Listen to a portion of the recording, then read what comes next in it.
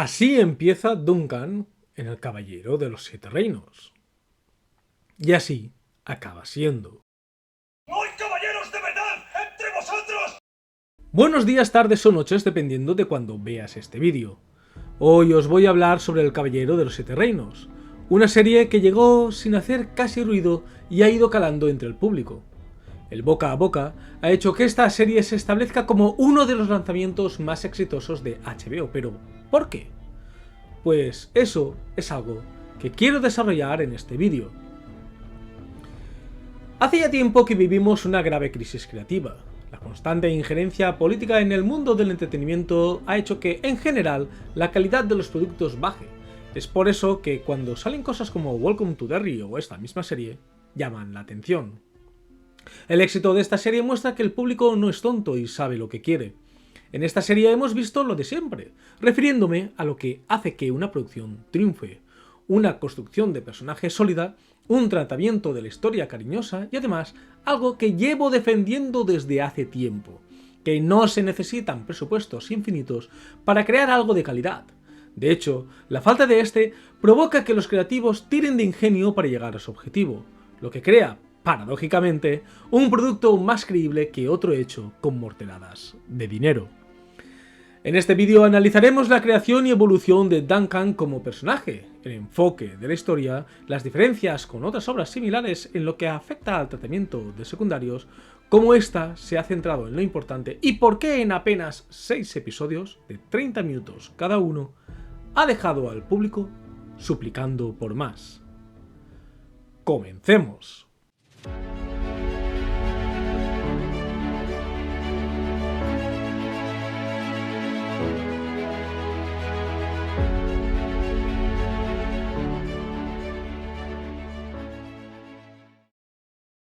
Ser Duncan el Alto, la construcción de un personaje.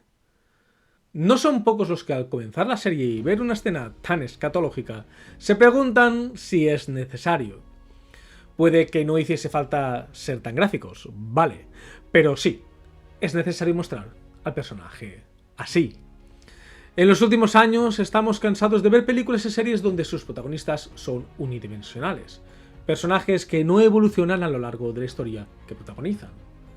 Esto provoca una desconexión con el público. Durante la última década, los protagonistas, sobre todo mujeres, son personajes planos que no enfrentan ningún obstáculo. Son perfectos desde sus orígenes y esto los hace aburridos y antipáticos. Los guionistas actuales, una panda de pretenciosos sin talento, cree que pueden superar a todo lo que existe o ha existido. Sumado a la injerencia política, esto nos ha traído un cúmulo de destrozos argumentales que empezaban a cansar. Esta gente olvida lo que Sir Isaac Newton nos enseñó. Si he visto más lejos, es porque estoy subido sobre los hombros de gigantes. Es decir, nuestros logros y lo que podemos hacer se lo debemos a quienes nos precedieron y les debemos reconocimiento. Pero los creativos actuales creen que pueden descubrir la pólvora ahora. Pero tanto Christopher Booker en su libro Las 7 tramas básicas y George Polti en su libro Las 36 situaciones dramáticas nos enseñaron que ya está todo escrito. Solo puedes innovar en la manera en la que presentas la historia. Esta serie se ha hecho con un presupuesto ajustado, comparado con otras superproducciones porque, según su director, el presupuesto es más bajo que en Juego de Tronos porque somos una especie de experimento, en el sentido de que creo que es hacia donde nos dirigimos como industria. Los presupuestos se están reduciendo bastante. Creo que en las series y películas vamos a ver, como en los videojuegos, un viraje a presupuestos más ajustados, para así arriesgar menos capital y poder dar más libertad a los creativos. Esta falta de presupuesto, sumada a la humildad de su equipo, que saben que no pueden superar al autor original, George R.R. Martin, ha hecho que esta serie sea una buena adaptación que hace que su protagonista cumpla con los tropos clásicos. Esta serie básicamente nos va a contar la trama de la miseria a la riqueza, además de una historia de superación en la que le meten las situaciones dramáticas del sacrificio por un ideal, la ambición, la venganza, el obstáculo por amor, la imprudencia fatal, esta sobre todas las demás, y el renacimiento.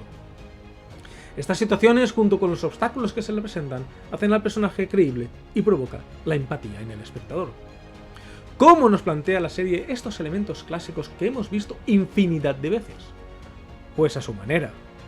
Martin es alguien peculiar, un genio que no se corta un pelo a la hora de plasmar situaciones en sus obras, y esta serie ha tomado con humildad el testigo. Duncan empieza enterrando a su maestro Sir Arlan. Este es un caballero errante, no hay grandes personalidades, solo su escudero, Duncan y sus caballos, enterrado a los pies de un árbol, donde reposará para siempre. A diferencia de otras obras donde el héroe es llamado a la aventura y recibe su arma de un maestro, como ocurrió con Luke Skywalker, el cual recibe el sable láser por parte de Obi-Wan, el cual rehúsa inicialmente la aventura, pero retoma la idea tras lo ocurrido con sus tíos, pues él ya pensaba en la aventura, solo que la pospuso por su sentido del deber con su familia. En otras historias, el arma llega tras grandes pruebas y la reconciliación del héroe entre su parte humana y humilde y su deber para la gloria, como ocurre con Aragorn en El Señor de los Anillos. Esta es una recreación de mitos clásicos ya vistos, como Perseo recibiendo sus armas de los dioses o el mito de Sigfrido. Usualmente, el héroe es llamado a la aventura y durante ella recibe, tras pruebas o en un momento de necesidad, la ayuda de los mismos dioses en la mitología griega o seres como los elfos en El Señor de los Anillos. Pero aquí no es así.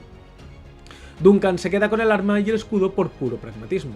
Son, además de armas, objetos que necesita para la milonga que va a contar, pues como deduciremos a lo largo de la historia, este nunca fue nombrado caballero.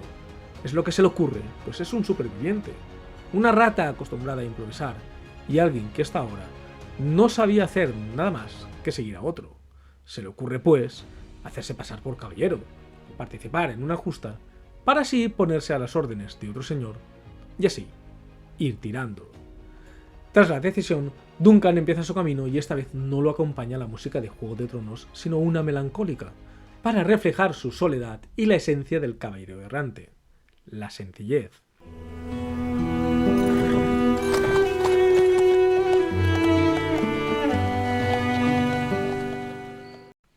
Tras recorrer un trecho llega a una posada. Ya aquí se rompe también con lo que uno espera encontrar. Normalmente, cuando nuestro héroe llega a la típica escena de la posada, este se la encuentra llena. Es, normalmente, la entrada a un nuevo mundo, donde empezarán a plantarse las semillas de su aventura.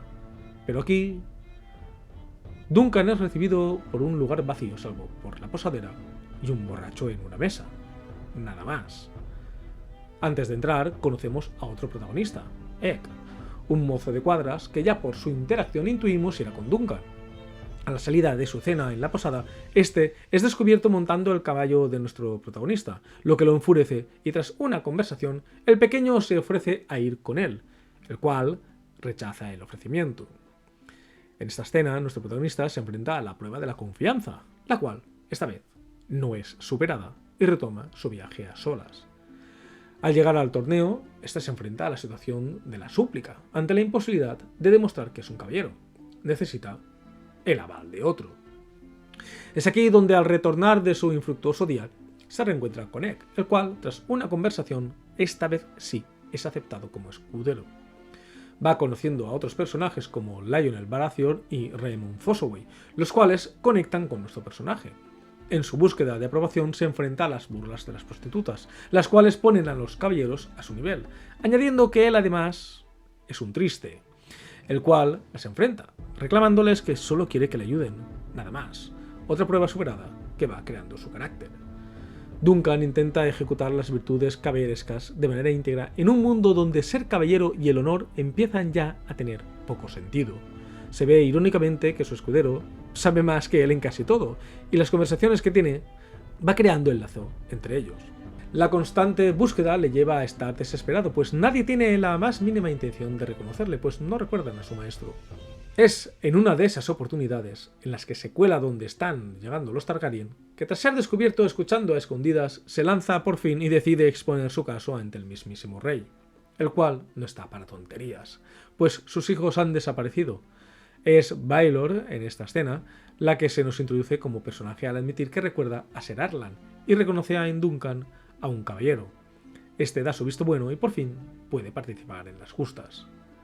Tras la introducción de los Targaryen, otro personaje que empieza a asomarse es Aerion, el cual desde el principio y a través de conversaciones con otros personajes secundarios se nos va desvelando como alguien bastante detestable, El punto de inflexión llega con el ataque a la titiritera.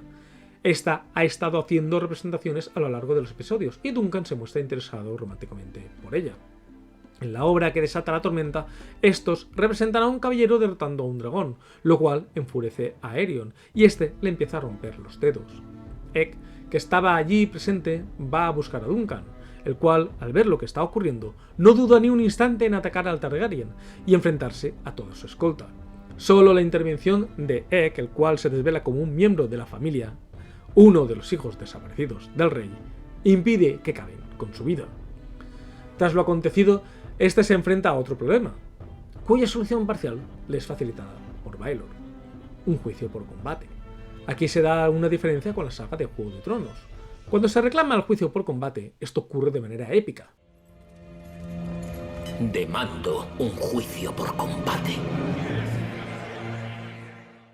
Pero aquí Duncan lo reclama con miedo y titubeo. La escena es una recreación de otra trama, el monstruo. En Beowulf y otras leyendas, el monstruo es literal, pero aquí se representa en la corrupción de la nobleza y la maldad de Aerion. Este es la némesis que deberá enfrentar, su monstruo particular. Duncan lo tiene difícil. Ha pasado de querer participar en una justa a tener que combatir por su vida, y no solo eso, sino que debe lograr que otros 6 caballeros luchen por él, pues Aerion ha reclamado este derecho. El primo de Raymond se ofrece a ayudar. Duncan va a buscar su armadura que había encargado, para la cual ha tenido que empeñar uno de sus caballos, con la esperanza de recuperarlo luego si ganaba la justa. Sacrifica y renuncia a todo por el ideal que tenía de ser caballero. Por suerte, el maestro herrero, admirado por el carácter de nuestro protagonista, le hace un regalo para ayudarlo. Llegado el día, Duncan enfrenta otro obstáculo, la traición. Ser Stefan se ha vendido a los Targaryen. Ser Lionel se ofrece a nombrar caballero a Raymond, que quiere luchar. Duncan es incapaz de hacerlo, pues sabe que no puede. No es un caballero. Es Lionel el cual con su mirada ya se nota que sospecha la verdad y le toma juramento al escudero. Entonces llega el momento. Tras todo lo superado, ver que su ideal de caballería ya no existe, mas él está dispuesto a defenderlo, pide que alguien más luche a su lado. Le falta solo uno. Y es, tras la última burla, con esa estruendosa flatulencia, donde ya, llevado por la ira, ¡No hay caballeros de verdad entre vosotros! y se da el giro. El príncipe Baelor se ofrece a ser el 7º caballero, por encima de la sangre. Este decide defender un ideal, el cual sabe que, si todos siguiesen, el mundo sería uno mejor. En este mundo donde ya no quedan caballeros y el honor está desapareciendo, solo este impostor que es Duncan es el que representa los ideales de un caballero, y el príncipe lo reconoce como tal. El combate puede empezar. El tratamiento de la historia a través de los ojos de Duncan. El combate del episodio 5 es uno brutal, hecho sin grandes artificios. Desde él quiero que tratemos otro aspecto importante de cómo se ha ejecutado esta obra. Todo ocurre a través de los ojos de Sir Duncan. El combate empieza y él se queda paralizado. Solo el caballo, que había entrenado con Egg, se balanza hacia adelante. Aquí se hace patente la diferencia de nivel, como se había mencionado en episodios anteriores. Duncan no tiene entrenamiento. En un fantástico efecto, la cámara pasa de estar a sus espaldas a estar dentro del casco. Acostumbrado a no llevarlo, a ser una rata que necesita estar al tanto de su alrededor, el yelmo es una tortura. Solo escucha su respiración, no ve y, como no podía ser de otra manera, es machacado. Y entonces llegamos al infierno. De la misma manera que en obras clásicas, Duncan tiene su particular descenso a los infiernos. Vemos su infancia en el nido de pulgas, el cual es una representación del Averno. La crueldad, la suciedad y lo angosto nos hace sentir lo horrible del lugar. Se reencuentra con los fantasmas de su pasado. Es aquí donde conoció a Ser Arlan. Duncan lo sigue al perder a su única amiga en el nido, como ha hecho y hará siempre. Improvisa, se pone a seguirlo y es en esta ensoñación que Ser Arlan le grita: «Levanta», para volver a traerlo al mundo de los vivos y levantarse para luchar. La escena subjetiva del casco es una literal, pero hasta ahora se había dado un elemento en el que caía a posteriori. Todo se cuenta a través de los ojos del protagonista. En otras obras, la inclusión de otros personajes haría que eventualmente la narración se moviese a ellos, se nos mostraría lo que hacen y sus tramas, pero aquí no. La cámara no abandona al protagonista nunca, este se entera de lo que han hecho sus amigos porque se lo cuentan. Esto es un recurso necesario porque la serie se ha hecho con un presupuesto ajustado. Esta falta ha hecho que el director deba priorizar lo que va a grabar. De la misma manera, no hay grandes panorámicas. Con esto se ahorra en figurantes que deban verse para mostrar escala. No hay grandes efectos digitales y todo lo que se muestra está ahí. Esto da sensación de realismo y hace que la serie casi pueda tocarse. La cámara está siempre al nivel del protagonista y esto hace que empaticemos y veamos el mundo como él lo percibe. El maestro Nobuo Uematsu, compositor de la música de Final Fantasy, defendía que las limitaciones de los 8 y 16 bits hacía que los artistas sacaran lo mejor, que el avance de la tecnología muchas veces era un impedimento para la creatividad. Esto se hace patente en esta serie. Al director le dieron un presupuesto bastante ajustado, y esto ha hecho que tire ingenio. Si nos paramos a pensar, algunas de las escenas más icónicas del cine se hicieron con 4 duros, como por ejemplo la de Terminator, donde una prensa de corcho aplasta una cabeza de un T-800 de aluminio con una bombillita, mientras alguien tiraba humo de tabaco para emular que un robot había sido destruido. Ya lo he dicho, pero me repito.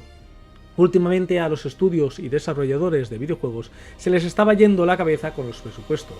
Esto ha provocado que la situación sea insostenible y parece que HBO está dando señales de querer experimentar si con menos se puede hacer más. Y esta serie parece ser la prueba de que sí. El presupuesto ha marcado la escala, desventaja rebautizada como ventaja, al mostrar una historia más humana, que no abandona al protagonista ni se anda por las ramas. No ha habido relleno, subtramas ni complicaciones. Se ha hecho una serie que, salvo su primer episodio, cada uno dura unos 30 minutos, más que suficiente para desarrollar la historia y crear los vínculos entre los personajes y otro entre el espectador y esta serie, pues no abandonar a Duncan ha permitido al espectador conocerlo perfectamente, ver su desarrollo y entender sus motivaciones, las cuales nos causan empatía pues, como toda historia bien contada, hemos reído y sufrido con él todas sus desventuras y hemos entendido por qué se ha metido en semejante lío, pues el personaje, como hemos visto antes, se enfrenta a las situaciones clásicas, no inventa la rueda, simplemente hace lo que puede, adaptarla a sus necesidades para exponer la historia que quiere contar sin grandes artificios que nos distraiga de lo esencial. Conclusión. El Caballero de los Siete Reinos es un éxito de crítica y público porque se limita a hacer lo que otras superproducciones debería. Contar una historia sin enredos excesivos que no se ande por las ramas con temas secundarios que alarguen la temporada artificialmente. Pero sobre todo porque es una creación honesta, sin más ánimo que dar al fan de Juego de Tronos un poco más de ese mundo que muchos queríamos ver. En estos días en los que no sé si compartiréis mi cansancio por productos sin alma, parece que empiezan a llegar obras que con poco presupuesto y sin grandes pretensiones se hacen un hueco. Esta serie no ha tenido una gran campaña de marketing, no se sabía casi nada de ella. Ha sido el boca a boca la que la ha ido ensalzando. Yo no esperaba casi nada y quizá por eso me ha gustado tanto también. Me viene a la cabeza lo que ha hecho Santiago Segura con su película Torrente Presidente. Dejar de lado grandes campañas que muestren toda la película o serie como esta que nos ocupa. Y los espectadores hemos ido a ciegas a ver qué nos encontramos. Quizá deberían los estudios hacer más esto. Menos megacampañas, cosas más simples, que se dé más libertad y productos hechos por fans, para fans, que son los que al final se van a dejar la pasta en lo que les quieres vender. Si os ha gustado el vídeo, dale al like, suscribíos con campanita, pero sobre todo espero y deseo leer vuestra opinión en la caja de comentarios. ¿Habéis escuchado? La palabra del gamer.